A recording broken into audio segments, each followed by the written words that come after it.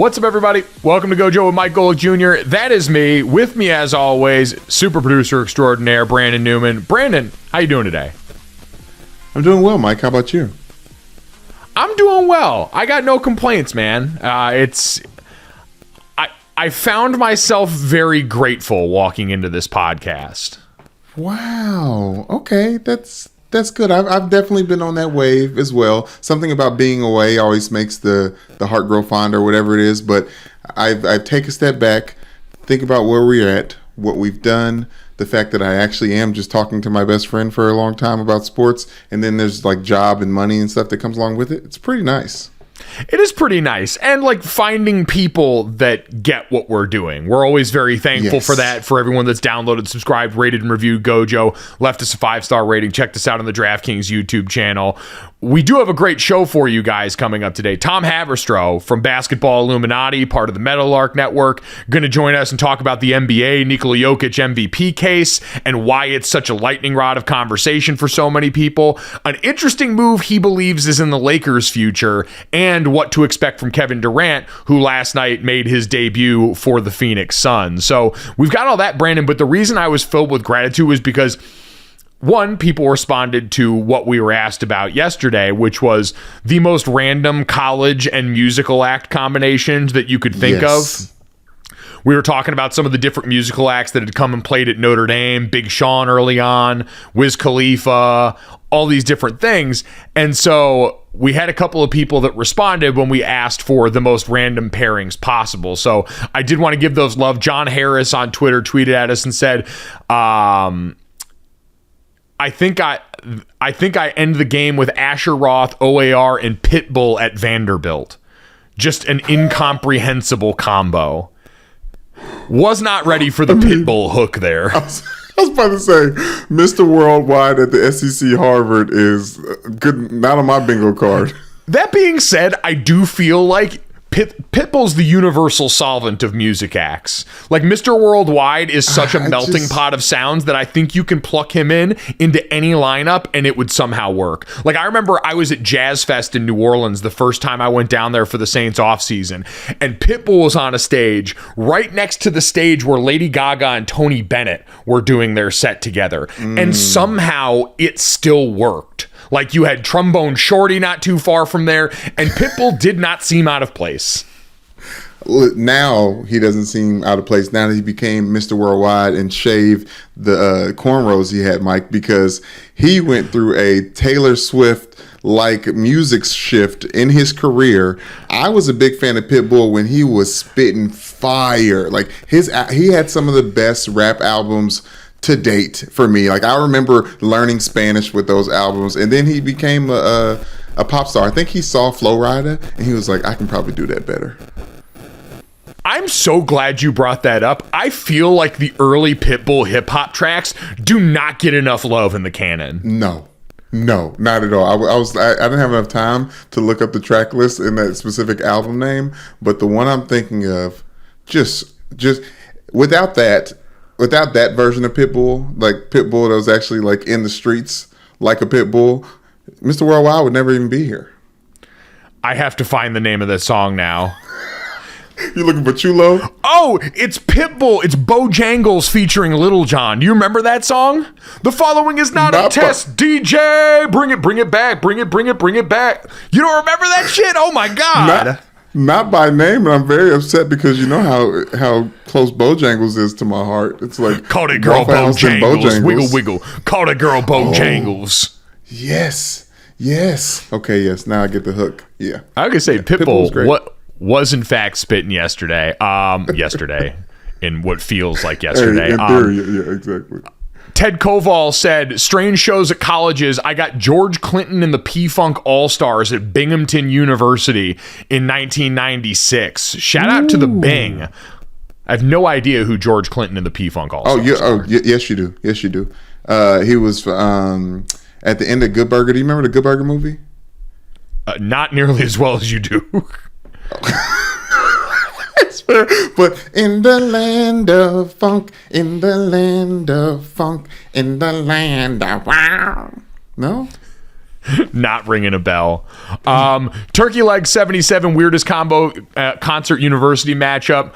Not sure the exact date, but Willie Nelson at Baylor University. Willie had to have some time playing there since he attended for 2 years. So I guess that's why it makes it interesting. That and because, I don't know. It's Baylor. And then this one from Jay Valentine 1287, Brandis University and Nas. If you know, you know. Charlotte Wilder probably does because Colby and Brandis are pretty similar. I have never heard of that place in my life. That sounds like a made-up movie college. Yes, I know, but I feel so guilty when I don't recognize a college name because ours is so recognizable that I don't want to diminish those 4 years. You know what I mean? People probably had a great time at Brandis. Listen, I'm sure they're fine, no doubt. I'm not knocking Brandis at all. I'm just saying prove it exists because right now I don't believe it. The other reason I was heartened, Brandon, was because people also have started to say, I always say what you are or who you are is like a quote unquote brand is just what people send back to you most often. And the fact that we had on multiple social medias, people reach out to us, including Bobby Anderson on Twitter, that Kentucky Fried Chicken was bringing back one of its most famous menu items in that double or that, what's the name of it again? The article just decided to put the Double Down, that's right. An article decided to put a pop-up over it right as I pulled it up. But yes, the KFC Double Down chicken sandwich is back for the first time in nearly a decade. It was the sandwich that featured 2 pieces of crispy chicken, 2 pieces of bacon, and either mayo or spicy sauce with no bread. It was a chicken sandwich made out of chicken.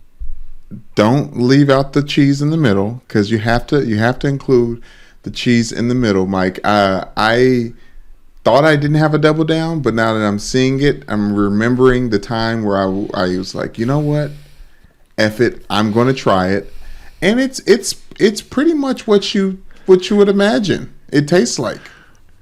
It looks like, seeing the picture, and I understand fast food imaging and what you get in reality are often very different, but I don't know. I trust KFC to make a sandwich made out of chicken.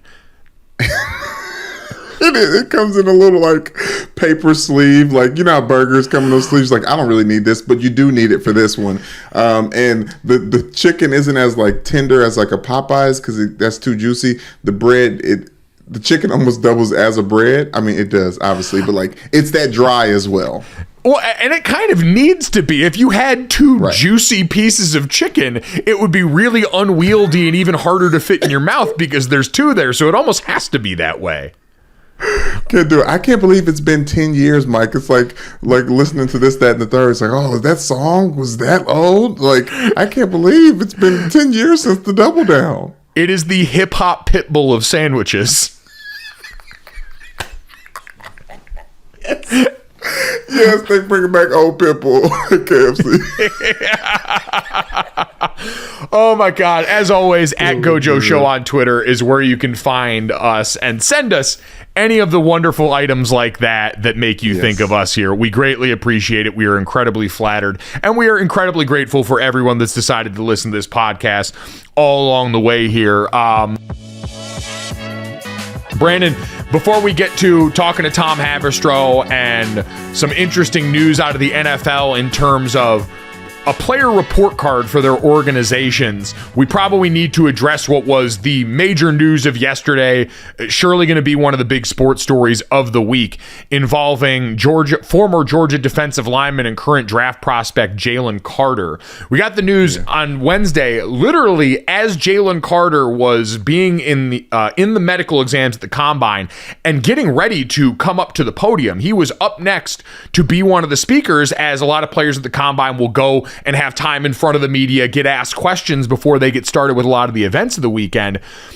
Right in that window was when Jalen Carter was charged with reckless driving and racing in connection with a crash back in January that killed a teammate and a recruiting staffer on Georgia. The Athens-Clarke County Police Department issued an arrest warrant obtained Wednesday by the Associated Press that alleged that Carter was racing his 2021 Jeep Trackhawk against the 2021 Ford Expedition that was a school car driven by the recruiting staffer, the 24-year-old Chandler LaCroix, who was unfortunately killed in that January 15th crash along with Devin Willock, who was an offensive lineman for the Bulldogs.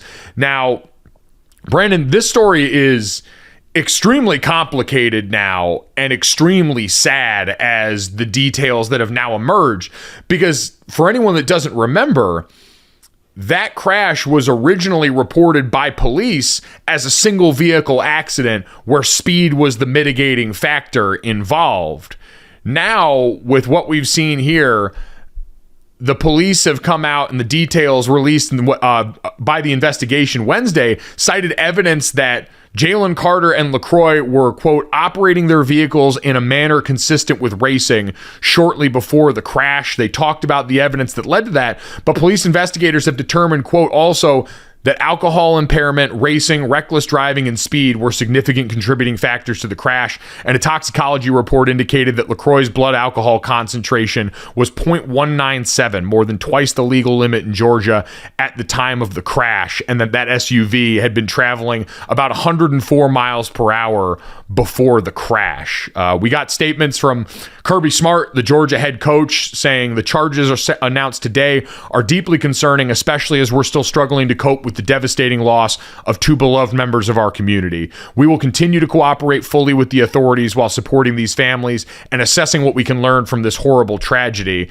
There was also then a statement released by Jalen Carter on social media that morning as well, that said, "This morning I received a telephone call from the Athens, Georgia Police Department informing me that 2 misdemeanor warrants have been issued against me for reckless driving and racing. Numerous media reports have also circulated this morning containing inaccurate information concerning the tragic events of January 15th. It is my intention to return to Athens to answer the misdemeanor charges against me and to make certain that the complete and accurate truth is presented. There's no question in my mind that when all of the facts are known, that I will be fully exonerated of any criminal wrongdoing."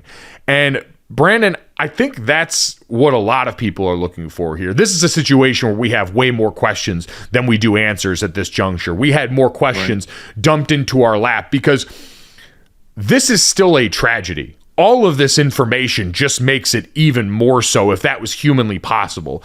2 young people lost their lives at a time where this team was celebrating a joyous occasion that everyone had been a part of. And now the allegations that there could have been more people connected with that and that alcohol was involved in the crash just add to that sadness now, with even more time removed from that process. I can understand why people would question the timing of this. This information coming up, again, minutes before he was supposed to step to the podium and talk at what is more or less the biggest job interview for these young players at the NFL Combine. And also for the Athens Police Department, why this was initially reported as a single car crash, if now, according to this and the reports from the Atlanta Journal-Constitution, there was documents obtained saying they had reason to believe there were multiple cars at the crash site initially, and a lot of this information that's just coming out now. We are right to have questions about that process and why it's fleshed out this way. I just don't have those answers at the time, other to say than this is incredibly sad.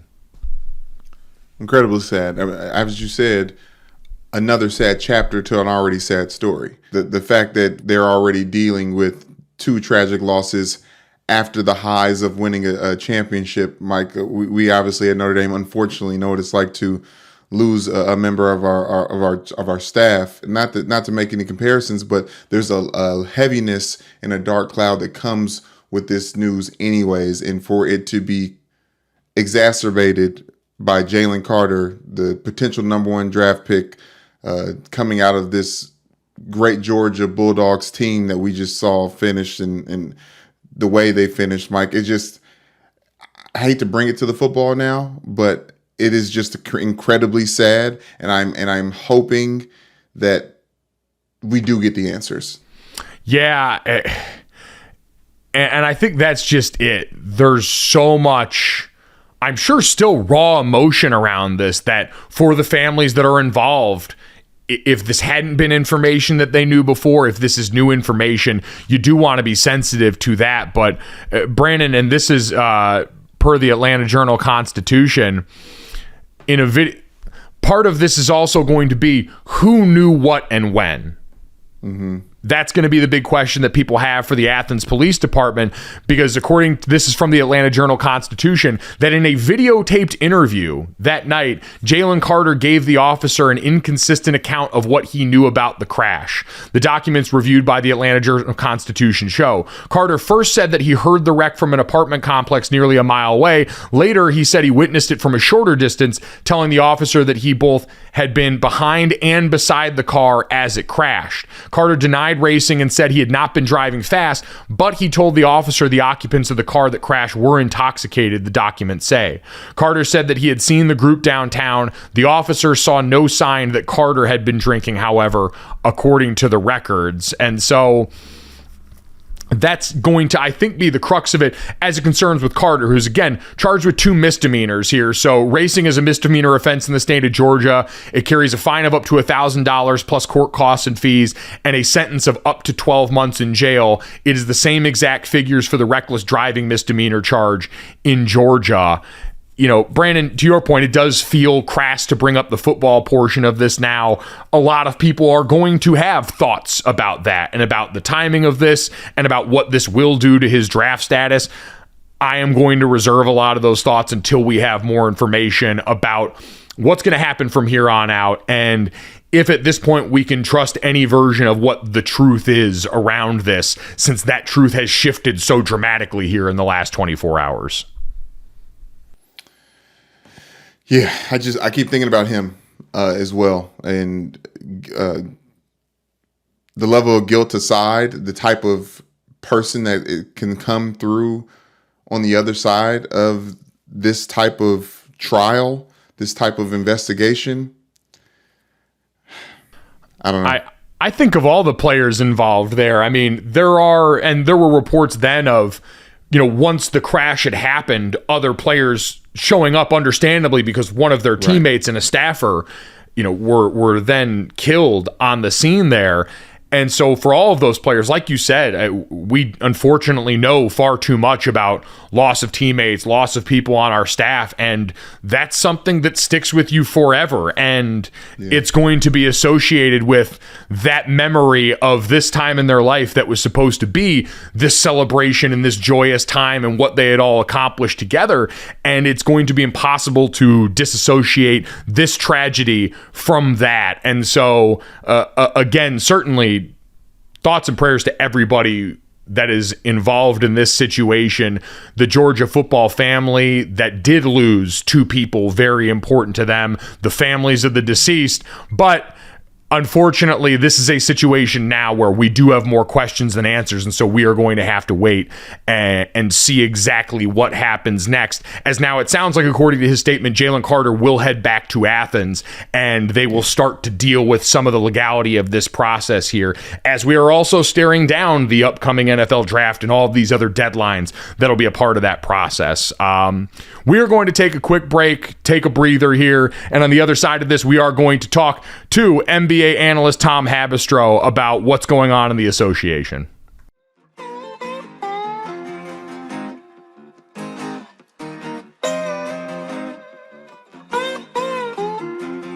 All right, very excited to talk a little hoops today on the podcast with Tom Haberstroh, Meadowlark Media's very own. You guys can check out the Basketball Illuminati podcast, wherever you get your podcast, the Underdogs pod, which I have been a guest on before. So, Tom, glad we could finally consummate the home and home here. How you doing, man? I'm doing great. I can't wait to talk about Jokic and why he's the worst player ever. And apparently now we're having that discussion about why he doesn't deserve to win the MVP. So it's a great time in the NBA. I have been amazed. I was joking with you off air about coming out of the NFL and college football vortex, the sports that I mainly cover, and getting caught up in the NBA. And I got back just in time to waltz into First Take and watch Kendrick Perkins call Nikola Jokic a stat patter. Why does he do this to people, Tom? Like, I that's the one thing I'm really trying to figure out, is why Nikola Jokic has become such a lightning rod for NBA takes. I think a few reasons. One, he's just this beefy white guy that we didn't grow up with. He's a European second round pick. He wasn't a household name, still isn't a household name. So it doesn't feel right to anoint him the king of basketball, that he's the next great player, because we're just not familiar with him. He's not Luka Doncic, who came into the league as an 18-year-old phenom, who won the EuroLeague MVP as a teenager. This is different. And so we're getting accustomed to the idea that this guy is one of the best players of this generation. And the way things are going, Mike, this is one of the best players ever, a potential three-time MVP who's shooting 64% from the floor and a triple-double with the best team in the Western Conference. He's got everything. All the checks, or all the boxes are checked when it comes to Nikola Jokic. And I think because he doesn't have postseason success, Gojo, this is the problem. Not only is he unfamiliar to the audience, we didn't grow up with this guy, he's also not won a championship or been to the NBA Finals. We're holding that against him for a regular season award. I don't know exactly why. See, that was the biggest head scratcher for me, and this is a really awkward comparison, but I'm looking at the way he's being treated, I think largely because of that last lack of postseason success like you've talked about, versus a player like Damian Lillard, who's been in the news a lot lately. I saw him make comments about how winning a championship's not just as easy as, jumping off these different teams. I feel like we've arrived at a place in the discourse where Dame Lillard, who was on the NBA top 75 team, is considered one of the best guards in basketball, is sort of recused from a lot of the slander for a lack of postseason success. We just sort of appreciate Dame for being great at what he does, coming off a 71-point night. Is it just because you've got the MVP hardware? Is this LeBron getting punished for going to the finals so many times and not winning but the regular season version? So Gojo, I know you're not an NBA expert, but if I asked you to name how many all-star players or all-NBA players that Jokic has played with in his career, you would have a tough time naming one, right? Oh, it's because there's zero. There's zero. He's never played with another star. And so when we say, hey, man, LeBron James carried that Cavs team in 2007 to the NBA Finals against Tim Duncan. Yeah. And that's what we're talking about with Jokic. The bar is LeBron, that is it. There's not any precedent for a guy who's 27 years old, 2 MVPs already to his name, not a single co-star in the Denver Nuggets history. You can point to Jamal Murray, good player, not an all-star. Michael Porter Jr., good player, not an all-star, not an all-NBA. Aaron Gordon was averaging, 15 points a game in Orlando on 43% shooting. Now that he's playing with Jokic, 58% from the floor, and he's averaging 17 a game. So he doesn't have the same type of talent that normal stars have. But we're not willing to talk about that because we need to pin it on him. And other people, we give them the credit. Look, Russell Westbrook, KD, they got to the NBA Finals, but those are 2 superstars, 2 stars coming up in the league. We don't give Jokic credit enough about the fact that he's doing it with no other co-stars. And I think that's a real problem, is that it's such a binary discussion. We're losing the nuance here. And instead of being like, dude, this guy is unbelievable. Have you seen? No defense can stop this guy. You guard him straight up. He's shooting 64% from the floor, can shoot it from 3, can shoot it from 15. He barely can dunk, but he's shooting outrageous percentages. So you throw a double at him and he picks your defense apart. He is a virtuoso. It is amazing to watch this dude play. And I think it really is this infection that we have in the national discourse when it comes to the NBA especially. And I know Charles and Shaq are great, but a lot of their oxygen that they use is spent on talking down about players, criticizing players. And I think it's infected a lot of the discourse in the NBA. And I don't know if it's the same in other sports, but certainly in the NBA, when you have Jokic being amazing, we have to pick him apart. Yeah, I think that is a factor. And I've talked about that a lot relative to college football. But even, recently as NBA All-Star Weekend, I think the reason the public was so ready to pounce on that was because you heard from everyone right after the game, coaches, players alike, saying that was the worst basketball game we've ever seen and talking about how bad it was being in Utah. when you're inside the sport and you're critical of it publicly, you invite the outside world, say, here's this opinion that you can go ahead and pass off as your own. So I do think that's an issue. Is it something that is remedied in any part by a solid postseason run this year? Is there anything short of more people just paying attention to Denver Nuggets basketball that Nikola Jokic can do at this point to kind of exercise some of those demons? Because with the cast you mentioned, winning a title, I guess in this year's West especially, probably an easier place to come out of than it usually has been. But with how dominant the top few teams in the East are, it does seem like a tall order. Yeah, it's a catch-22 here with Nikola Jokic, because if he wasn't the number one seed, we would discredit him from the MVP. He wouldn't be qualified for the MVP, right? But now that he's the number one seed, if he doesn't win a championship, well, you were the number one seed. You should have won a championship. That's the bar now. Those are the rules. And so no matter what he does, anything short of a title is going to be used against him. So I think what you touched on it, the All-Star, they didn't care. The players didn't really seem to care. The game was awful. I think the NBA has a real bad PR issue right now. Is just everything seems to be negative, right? We had an amazing weekend of basketball. The first weekend, we had 71 from Damian Lillard. We had 176, 175 double overtime game between the Kings and the Clippers. It was ridiculous. Some buzzer beaters. It was awesome.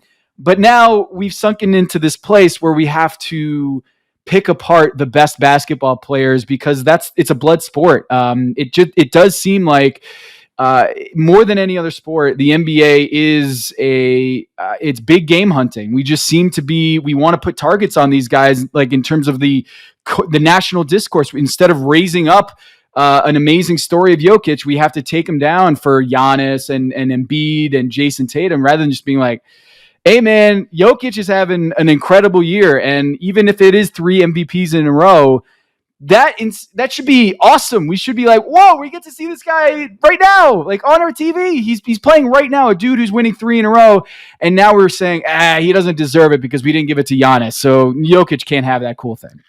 Yeah, I think you're right. I think it's comparative politics versus the idea of, hey, some is great and more is better, especially with the incredibly talented bigs you have in the NBA right now. Like watching the evolution from what we had growing up, for me in the late 90s, early 2000s to now in terms of skilled bigs with the guys you mentioned, Giannis, Embiid, Jokic, should be a point of celebration, but instead, you're right, we turn it into a steel cage match where only one can come out on the other side. And because Joel Embiid, who's the other, I think, real foil in this conversation, right? When we talk about the MVP race, I think Giannis certainly deservingly in that conversation. Luka, what he's done scoring the basketball this year. But this seems to be Joel Embiid, who has been the bridesmaid but never the bride recently, a guy who plays for a team that's more nationally visible in Philadelphia, has been a big personality, one of the favorites in the NBA for a while now, and certainly to the PR point has a much better PR push than what you've had for Jokic. Yeah, the trouble with him, as always, is just he doesn't play as many games as Jokic did. Remember, the first time that Jokic won the MVP a couple years ago, he played in every single game that year.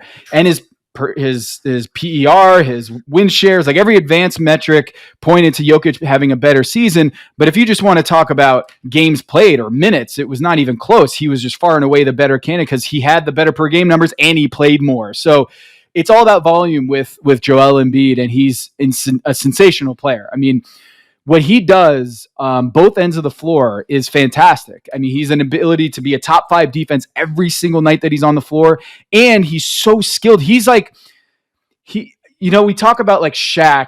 If Shaq was in today's era, like think about Orlando Magic Shaq, not like blown up, just huge Lakers Shaq. He'd be a point guard. Like they would be like, hey, get the ball and use your speed, your size. No one's going to stop you. And Embiid in the same way is just like, he can stop the opposing offense. He can get the rebound, and then he can just go down the floor, and he's got enough handle and enough shooting ability that he can play that way. And I think there is a tendency for him to sometimes be like, man, I got to play top 5 DPOY level defense, and I got to like run the offense and stuff and back down low. I'm going to take a couple threes here because, I deserve it. And that's okay. Like, we should allow that to happen. You're allowed to, sometimes you want a little bit of candy, right? You're allowed to have it in moderation. He's that guy. He is super skilled, but he's played in 7 fewer games than Nikola Jokic, and in a tight MVP race, that's enough. I mean, it's an incredible season for Giannis, but the same thing is just minutes. Jokic is available, and he's just out absurdly excellent every time he plays. You mentioned that part of the reason a lot of these conversations get to this fevered pitch is because of the LeBron effect in the NBA. He's become this unrealistic measuring stick for so many of the people involved in these conversations about what you're supposed to do, even if he was for a long time in his career, held up to that against Michael Jordan, and round we go. But we did get the LeBron injury news. Going to reassess in 2 weeks for him in Los Angeles. That's a team totally on the other side of this, that's still on the outside of the bubble conversation looking in. This year, is there any hope for the Lakers? I don't think there is, so I just want to make sure I'm not missing anything. I know they did shuffle the bag a little bit. You had Vanderbilt and some others perform very well, but am I wrong in thinking none of this works without LeBron James even getting into the play-in? You're absolutely right. And we're now finding out that D'Angelo Russell and Anthony Davis are going to miss Wednesday's game. And so then you throw in the fact that even without LeBron, they don't have the supporting cast, period, to pick up the load and pick up the slack. So unfortunately, I do think the Lakers' chances are done. Without that factor of having Anthony Davis healthy and D'Angelo Russell healthy, they just don't have a prayer. And they didn't have really a good chance, maybe a 7% chance of making the playoffs in general when you're talking about a team that's 29-33, 4 games below 500 and sitting at 12th in the standings. They would need to be like an 80% win team just to get in the play-in tournament, just to leap a couple teams. And then you got to win a couple, 3 games to get into the playoffs. So the odds were stacked super far against the Lakers. And I just don't see enough time. We had the report from ESPN that he's going to be reassessed, and then they're going to look at the standings and see is it even worth bringing him back. And it's just sad. That's the state of affairs in Lakerland, that like if they're out of the game, then you're not going to be able to see LeBron the rest of the year. Is this all sort of just what we should expect now with them? I saw I'm blanking on the name of the newsletter right now, and I'll correct this in post, but it might be Tom Ziegler who did the graph chart of LeBron's availability for his entire career, and his worst 4 years availability wise, I believe 4 of them have come during his stretch with the Los Angeles Lakers, this year being another example of outside of the bubble season where LeBron and the Lakers were the 1 seed and won the title, you've had him more injured than he's ever been, which isn't shocking for a player of his age, but is this just kind of his lot in life now as an NBA player, as great as he is when he's on the court? Should we be done expecting LeBron James to play these full seasons and be what we've always expected him to be? So I covered LeBron for 4 seasons in Miami. I never saw him bleed once. I went to pretty much every game, and he didn't bleed at all. Like, it was superhuman stuff. Like, his ankle would like bend to like a 90-degree angle, and he would just stand up, tighten his shoes, and then just tie them real tight and then walk it off. It was absurd. I've never seen anything like it. I'm like, every time, I mean, it was like 2014, 2015, 2016. I remember writing at ESPN being like, he can't keep this up. Like, he can't. We've never seen a player never go out of his prime. Like, his prime just kept going and going and going. And at some point he was going to hit a wall. And we've reached that point where in the last 5 seasons, he's played only 54 games a year. And so when you're talking about what is this look like now, LeBron James, it's that he says he had this injury back in January and was playing through it. And he heard a pop in this most recent game. It just seems to me that like whatever was okay then when he was in Miami, it's just father time is starting to catch up. And it's weird to think about, but we kept saying it, don't take LeBron James for granted, don't take LeBron James for granted. And now as it's happening, as he's not being able to play and he's showing his age, I'm glad we were focusing on that, because I do think this is the twilight of his career. And I don't think he can do 35 minutes a night every single night. I think we're probably at that point where he's going to have to do the Kawhi Leonard program, rest on those back-to-backs, and play maybe closer to 30, 25 minutes a night if you want to have him last throughout the entire season. What's that mean for the Lakers, immediate future and long term? Because it felt like the plan was always to sort of pass the baton to Anthony Davis in a way that hasn't fully happened yet. So what do they do now? Here's the problem. Anthony Davis is one of the most oft injured players in the NBA, star players. And when you're talking about a guy who's 29, but he misses games like he's more like 32, 33, you can't pin everything on him and be like, all right, I'm riding that one into the sunset, into the twilight of my career, because you can't hitch your buggy to a wagon where it's like, it doesn't work. Like that doesn't work for LeBron James anymore. So he's got to look around and be like, if Anthony Davis isn't the right guy, or if D'Angelo Russell isn't the right guy, or Russell Westbrook is not the right guy, and we found that out at the trade deadline, he's got to figure out who is that second star. And I will tell you, when we talk about LeBron James, which we do a lot on the Basketball Illuminati podcast, I think he set his eye on Luka Doncic. I think when you see who he drafts in the All-Star, and this is not a joke, when you see who he drafts in the All-Star game, in the draft, who KD drafts in the All-Star draft, it pretty much lines up of who he wants to play with. Like Devin Booker was very high on Kevin Durant's draft board in these All-Star drafts. And we've already heard LeBron James gush about Luka Doncic. I'm curious whether he links up with Luka or tries to link up with Luka in Dallas in a couple years, or if he tries to recruit him to LA to be that guy, to be that next D-Wade AD for him going forward. Because I know he can't do it by himself now, and I'm not so sure Anthony Davis is fit to do it as his co-star going forward. That's fascinating because right now we've got Luka and Kyrie trying to kind of do that meshing in Dallas right now, and the early returns haven't looked great. We also have this looming specter of the new CBA that's coming up, and I know one of the topics of conversation in that was potentially trying to limit some of the player movement. Do you think that has any effect on it for Luka, who is so young and so incredibly talented, and a player that I don't feel like we would often see get on the move in the NBA? That would seem like it would be an extraordinary circumstance if they were able to pull that off, right? Yeah, but we just saw it with Anthony Davis, right? Anthony Davis in New Orleans, like people were like, he went to the playoffs and he had a sensational run in the playoffs. He was kind of like their son, the unibrow in New Orleans, kind of a weird looking dude who was the number one pick in 2012. And the idea was he was going to be there for the long haul. And then he switches agents. He chooses Clutch. He's not going to go and force his way to LA. And sure enough, that's what happened. Luka, he's got a supermax extension coming up, and I fully expect the Dallas Mavericks to offer everything they can within the CBA to try to keep him in Dallas. But as we saw with Ben Simmons, as we saw with KD, as we saw with Kyrie Irving, like these players, they have it in their mind they're going to stay, but the next day they might change like that. And so Luka Doncic, while he is signed long-term in Dallas, I do think that LeBron James would love to play next to that dude and would love to figure out a way to make that happen. And as we've seen before, what LeBron wants, LeBron usually gets.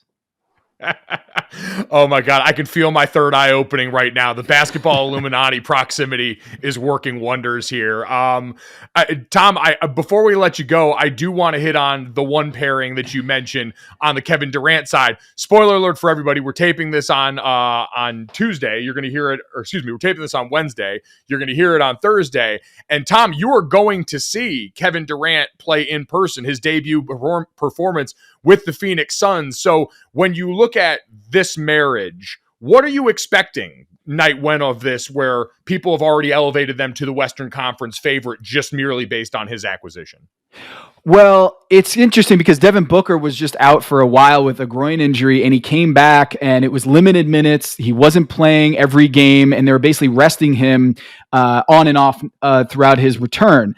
I think you're going to see the similar thing with Kevin Durant. Now that he's had this knee injury and he's had a recurrence of knee injuries over the past few years, coming back from the Achilles tear in 2019, I think they're going to be handling him with kid gloves, not KD gloves, kid gloves here in the beginning, because they're going to be figuring out, A, integrating him into the offense with Chris Paul and Devin Booker, and B, making sure that we don't have a recurrence of that injury, the MCL injury, and any sort of compensatory injuries because he's trying to ramp up with a new team, new training staff. And I think you're going to see probably 20 minutes here, and that will probably be going for the next few games with Kevin Durant. There's only 6 weeks, about 5 weeks left in the regular season. So it is not a lot of time. Same deal, same problem with LeBron James is there's just not a lot of time left in the season for him to ramp up and try to push for the postseason. With Kevin Durant, I don't expect any issues. He's most plug-and-play superstar in the game because he can shoot, he can defend. He's very seamless integrating into any team he goes into. So I expect him to be great right away, just not ramping up quite to the full-time status that you hope to see come playoff time. All right, there we go. Tomorrow's headlines today with Tom Haberstroh. Tom, appreciate all the time today, man. Hope you enjoy the game, and we'll definitely talk to you again soon as we get closer to the postseason here. Anytime, buddy.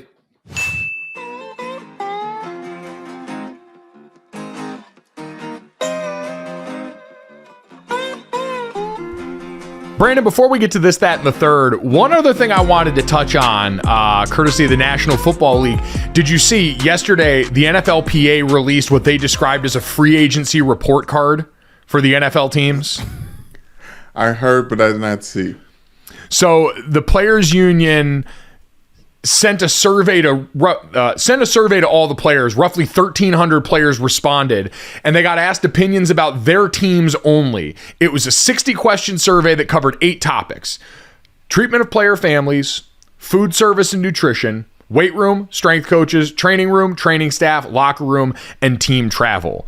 And J.C. Treader, the head of the NFLPA, said basically one of the things we want to be able to do is present to players was, what are the decisions your team is making when given the option to do something for you? This is kind of always, Brandon, how the NFL and even college football to a certain extent has worked as far as whether it's recruiting in college football, free agency in the NFL, word of mouth is still one of your biggest assets or detriments if you're an organization. Players talk, so many guys, especially now, come up knowing each other through the camp systems, all these different avenues through recruiting.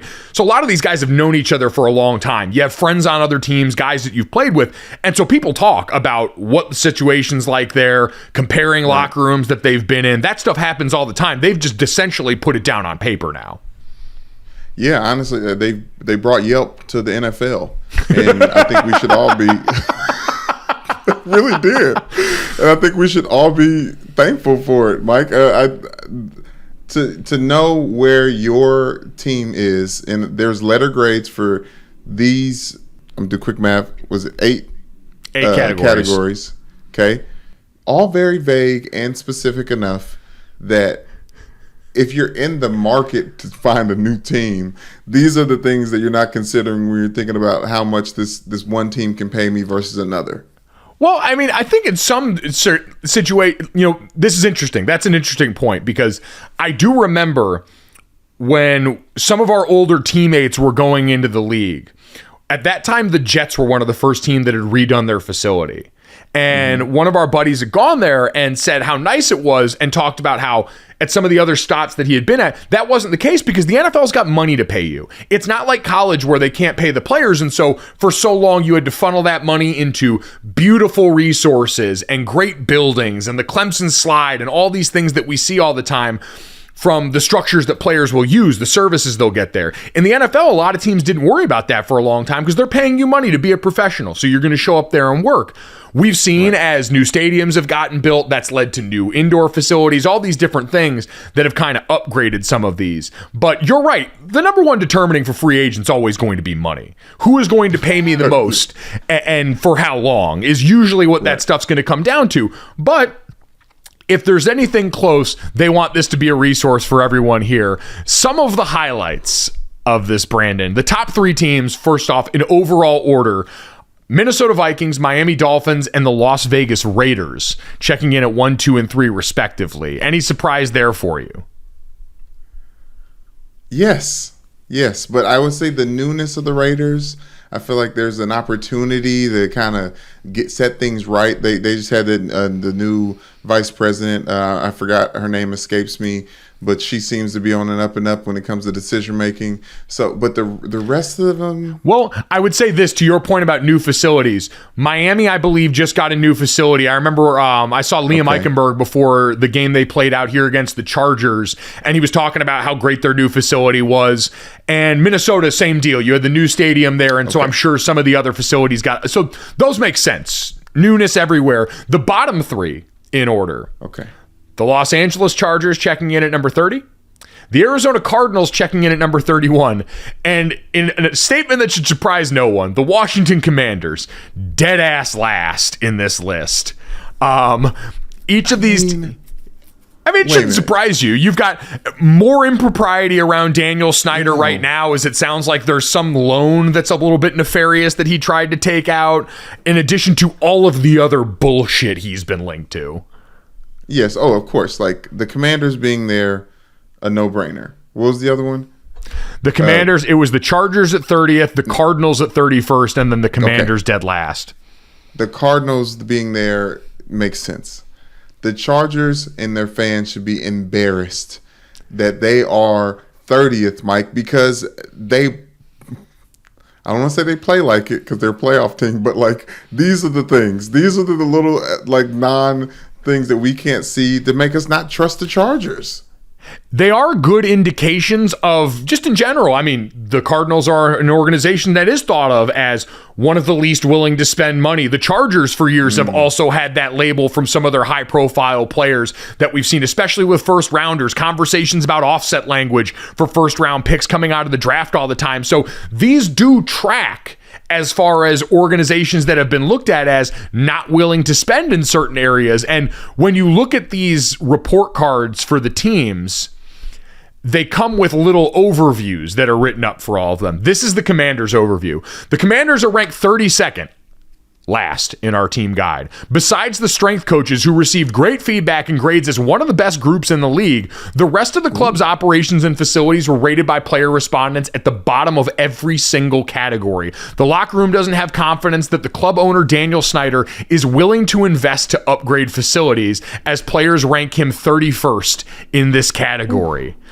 It is a direct shot at ownership. And for Dan Snyder, who's in the middle of the potential looking into the sale of the team, I'm sure players on that team are joining the chorus of everyone else who are begging that this guy's gone. For all the gas bagging Washington has tried to do in public about how the culture around the building is different and things have changed, they ranked nearly last in every category. F in treatment of family, D plus in food service nutrition, C plus in weight room, A plus in strength coach, as mentioned, F minus training room, D training staff, F minus locker room, F minus team travel. It stinks there. Like literally stinks. Yes. And we're sitting here blaming Carson Wentz for no. But we are though looking at Eric Bieniemy sideways. Like, did you not go see the facilities? Like, my guy, like you can't change what you're being fed. Speaking of what you're being fed, this was one of the wildest things that I read about the Cardinals on the bottom. Quality of food was an F minus. They were ranked 32nd. And it said in the bullet points below that, if players would like dinner, it will be boxed up for them. But players reported that the team will charge you via payroll deduction. This apparently is the only club that does this. Players reported that if you work out at the facility after the season's over, the team charges you for every meal eaten at the facility. Again, apparently the only team in the league that does this. Those are things that like actively disincentivize your players wanting to be around in a way that promotes winning football. Like, that's the old statement we used to hear from one of our coaching staffs: you can't start winning till you stop losing. That's the losing part. Yes. Very, very, very actively over there. Mike, one thing I can't ignore is the Dallas Cowboys at 5th. I mean the grades, Mike. Okay, look, this is the overview. It said 96% of the team believes Jerry Jones is willing to invest to make the facilities better, ranking him 12th overall. With an investment into more staff in the training rooms and better travel accommodations, the Cowboys could climb even higher next year. Let me go through the breakdown. treatment of families, which I think is so beautiful and great and egregious that the Cincinnati Bengals are at F. I think there's like just certain things. Arizona Cardinals are at F too. The treatment of families being bad is just so ridiculous. Okay, treatment of families. The Cowboys A+, food service and nutrition A, weight room A+, strength and conditioning coaches A+, training room B, training staff A-, locker room A+, team travel C-.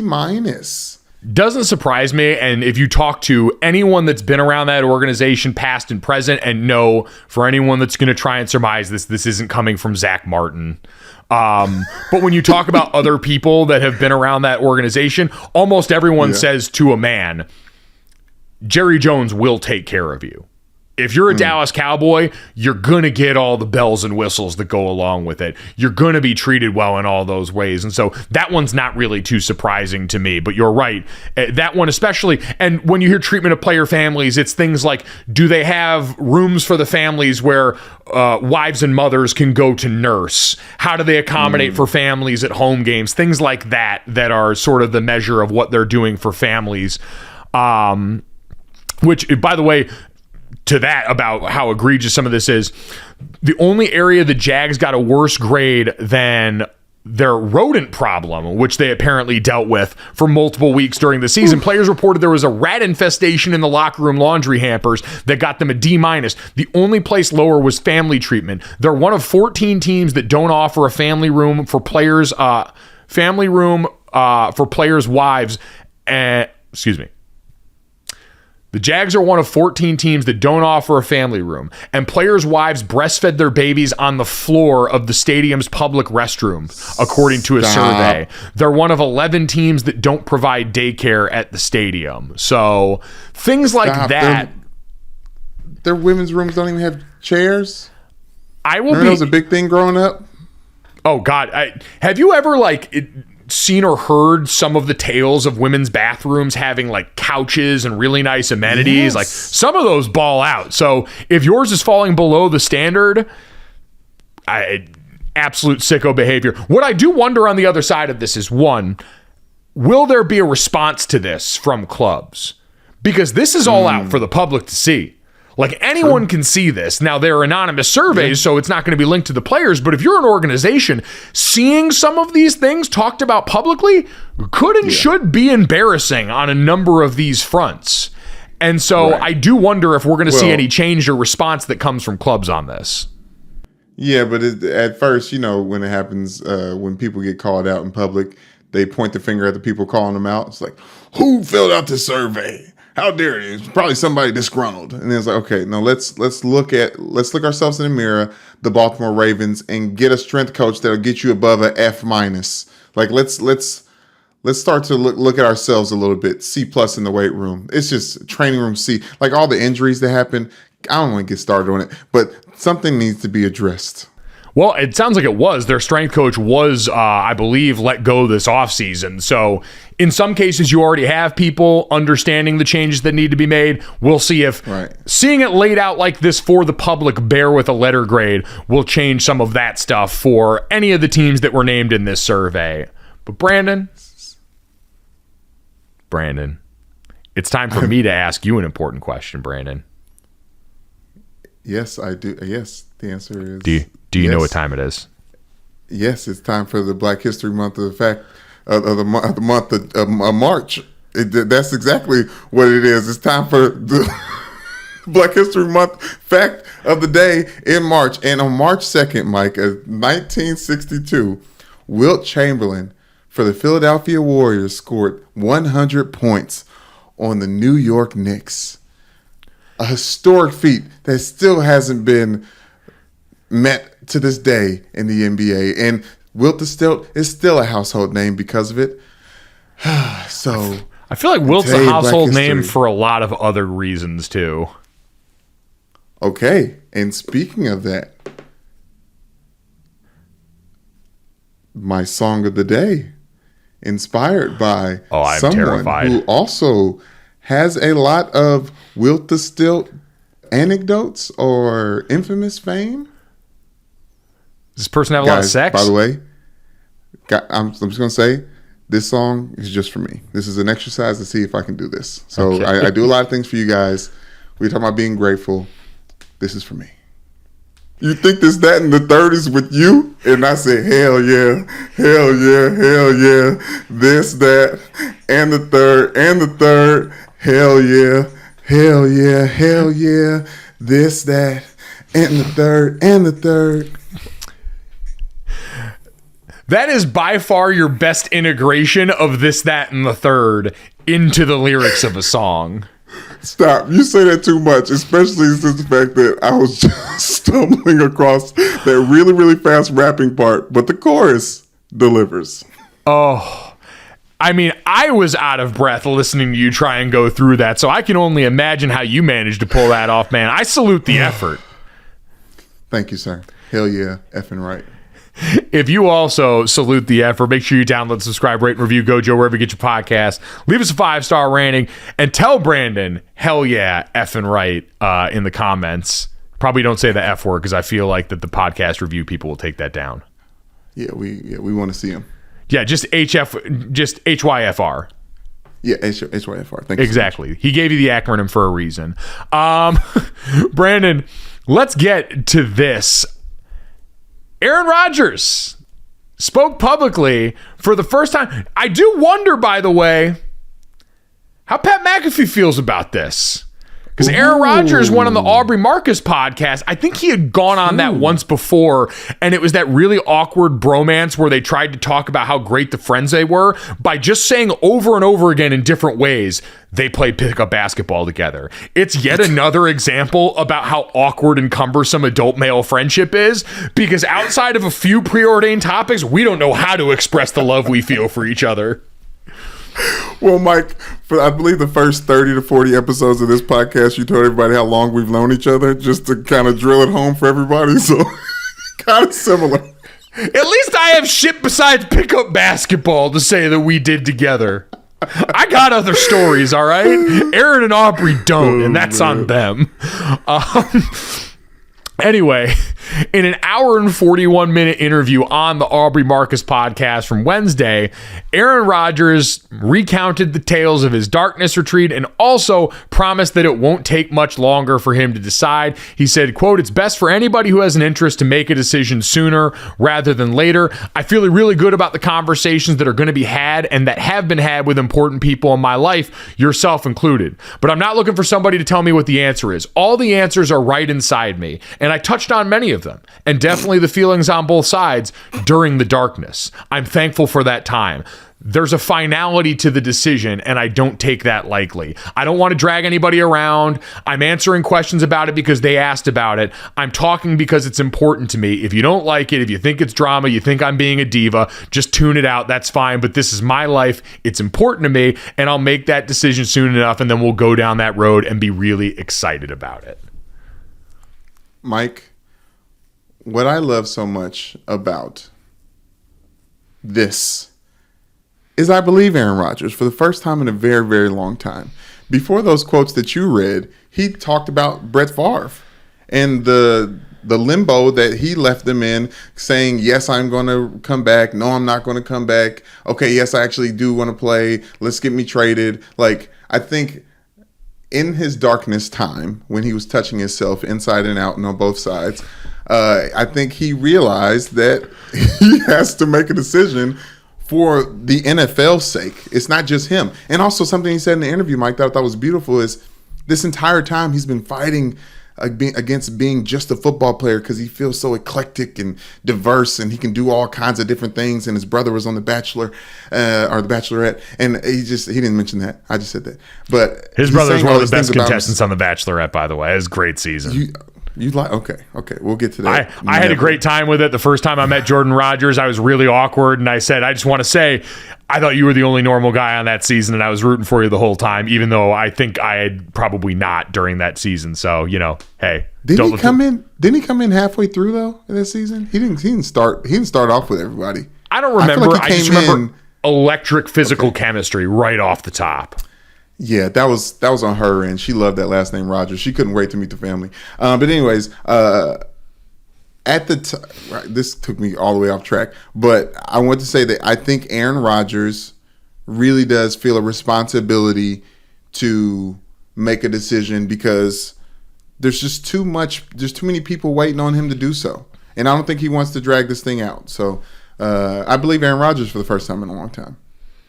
Yeah, no, I believe that too. And like Brian Gutekunst, the GM for the Packers, also spoke up and said that Aaron Rodgers is a great player, but until we have those conversations, I think all options are on the table right now. We really need to have those conversations. We want what's best for the Packers, what's best for Aaron, so we'll get that once the conversation happens.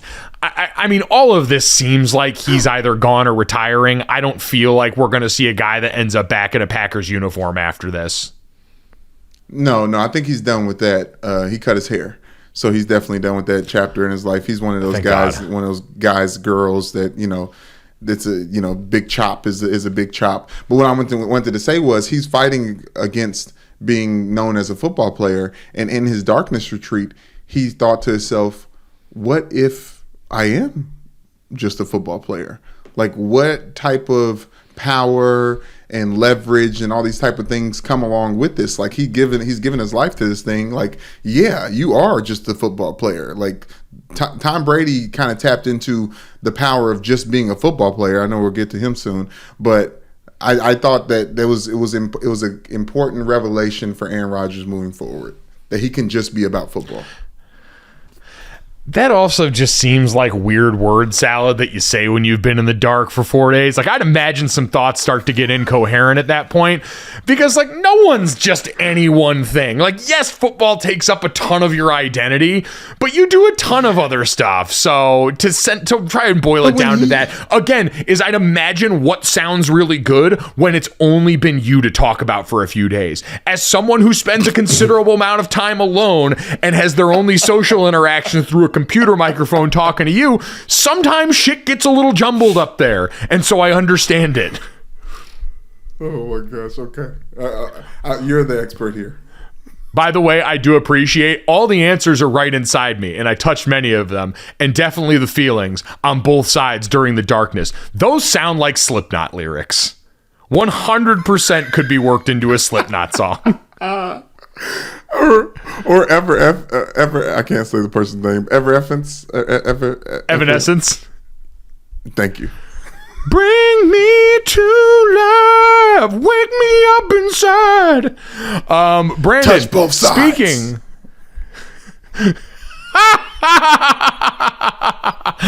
Oh my God, Brandon, let's talk about Tom Brady like you mentioned and get to that. A report came out from popculture.com that Tom Brady reportedly has delayed his Fox Sports job to pursue stand-up comedy, according to, radaronline.com. The champ has planning a career in stand-up comedy, but his inner circle is trying to talk him out of it, a source said. Quote, Tom is a terrific quarterback, but he needs to toss this idea before it's too late. As our resident stand-up comedian, Brandon, what did you think of when you heard this? Back the fuck up, Tom. Let other people have some shit. How dare him? How dare him? He's going to be like one of those TikTok famous people that book a huge stadium but haven't done stand-up and can go out there and bomb in front of everybody. Like, work some small rooms. Like the rest of us. How about this? Sign up for a stand-up class. Huh? You're in Florida. You're not too far from the Curtis. You just want to see him pay his dues. Yeah, pay your dues, I want to see him. Tom. No, I want to see him. I want to see him get good, Mike. Because as I came from the wedding I just officiated, and everyone had no bones about it that I was clearly a performer and very comfortable in front of a mic. I don't know if Tom Brady has that same resolve. Yes, he does in a pocket. Yes, he's not afraid. But can you get these jokes off, Tom? And that's why I like what the story is coming from it. It's actually stemmed from this Netflix series, the greatest roast of all time, where they're going to take roast from Comedy Central and move it to Netflix, and Tom Brady's going to start it. And I would love to see all, the Snoop Dogg's and the Jim Rosses of the world just lay into Tom Brady, because then Tom Brady gets to lay some jokes back. And maybe that might be the start of his comedy career, but I hope it's the end of his comedy career as well. I think you're right in that to get the best out of Tom Brady, it would appear historically you've got to piss him off. And so if they're able to piss him off making fun of him, that might draw out enough Tom Brady for him to just go supernova, get into Super Bowl mode. I understand where you're coming from to an extent. This is kind of what we talked about with the Jake Paul fight, where some people feel some type of way when a person just comes into your arena and automatically assumes they can do the job. It's why a lot of people sort of like the idea that, hey, he's going to take a break in between this because he wants to work hard at being an analyst for Fox, or at least that was the story that we heard for a while. I figured that a lot of people might like this because there is a pretty high probability that Tom Brady actually fails at this. And because he's Tom Brady, he's not going to fail privately. You're not going to have Tom Brady be able to go and hit a couple of small local clubs. If he goes somewhere, we're going to see footage of it. And if he bombs especially, we're going to see footage of it. And then like when we watched him play in the match against Aaron Rodgers and those guys, and he's shanking balls left and right and getting chirped by Charles Barkley, it allowed us to see a more human version of Tom Brady. And I feel like ever since we saw him get drunk at that parade, we've been hunting those little moments. So I feel like this could work out really well for everybody before he goes. And I think actually has a chance to be pretty good as a broadcaster. Okay, the broadcasting thing makes me think that he may be just doing homework for the job, right? Like he needs to get better at improv. I do know people that work in our industry that have taken improv classes to get better at doing television, being able to riff a little more off the cuff. So maybe that is part of it. I know plenty. I'm sure Joy's not embarrassed to say this, but she's taken improv classes and she's was one of the funniest people in the class because she's just funny and naturally talented like that. Tom Brady, on the other hand, I imagine he'd be in the bottom half of the class. But I think there is something to him needing to know how to get better at something. And I like it because it's almost like he's like, okay, I need to get better at public speaking, thinking about on the fly, being funny, being entertaining. I know the game very well. How do I Tony Romo this thing without sounding like Tony Romo? And he's taking the studious approach to it. So this may be the TB12 method to getting better for Fox. Have we come all the way around on this from Tom Brady is about to make an ill-advised decision to, I actually kind of appreciate Tom Brady going and trying to get better at his job through the art of stand-up comedy. We have Miyagi'd ourselves into believing this is actually a net positive for the Brady brand here. That is the Stugotz being very strong in both of us. So, Brandon, let's finish on a note that is positive for both of us here. The Big 12 is trying something pretty interesting. They're trying to liven up and make the Big 12 championship experience a little more younger and hip. They announced a number of acts that will be a part of the Big 12 championship weekend, including Grammy-nominated hip-hop legend Fat Joe performing Friday night of championship week, Shaquille O'Neal performing a DJ set on Saturday night, Jordan Sparks performing the national anthem, and the Big 12 conference collaboration with Bathing Ape for the schools involved in the tournament. Brandon, first off, I wasn't aware Bathing Ape was still cool. I feel like we've been talking about Bape for a long time. Hey, actually, they're in some legal trouble right now. I think the Air Force Ones and Nike are suing Bape for copyright infringement for mimicking the shoe almost exactly. But I'll say this, as long as Pharrell Williams is alive, Bape is alive, and Bape is going to be pushed in some way, shape, or form. And since I believe Pharrell Williams may in fact be a vampire, he probably will be alive for the next couple thousand years. So, Brandon, the thing that was most intriguing to me about this, though, was the Big 12 and Levy restaurants introducing hashtag Big 12 Eats, a foodie-focused menu of items that will satisfy the palate of fans for every team, according to the press release. It's going to have 10 school-specific food items. They are the Baylor Float, which is vanilla ice cream and Dr. Pepper, which goes hard. Cyclone Tenderloin, Jayhawks Mac and Cheese, K-State's Wabash Cannon Dog. I'm probably pronouncing Wabash wrong, but so it goes. Stormin' from Norman, Oklahoma Taco, Pistol Pete's OSU Fried Corn, TCU Loaded Tots, the Longhorn Quesadilla, Tex Masked Rider Burger, and West Virginia Mountaineer Roll. Brandon, I saw the visual rendering of these, And I want to, once again, offer our services. I got to be a friend of the Big 12 for a long time. I used to go down every year and be part of the Dr. Pepper halftime show at the Big 12 championship game. I am once again offering our services to the Big 12, saying we will go down and make a public spectacle of trying all during the course of the weekend. We will make that sacrifice for you guys.